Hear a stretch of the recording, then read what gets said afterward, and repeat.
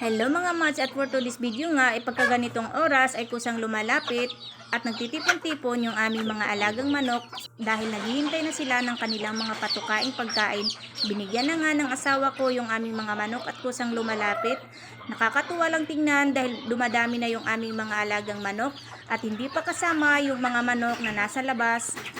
Pinapakain nga lang namin itong aming mga nitib na manok ng mga tira-tirang pagkain at mga kinayod na niyog. Ang kagandahan lang sa pag-aalaga ng nitib na manok ay hindi masyadong alagain. Ang kagandahan nga kapag ganito ang panahon, mainit, ay hindi masyado nagkakasakit yung aming mga alagang manok. Pero kapag tag-ulan naman ay inuubo sila at sinisipon at walang ganang kumain. Napakalaking advantage talaga kapag may mga alaga kang nitib na manok. Dahil kahit anumang oras kapag wala kang pambiling ulam ay pwede kang makapagluto ng tinulang manok na may kapadas.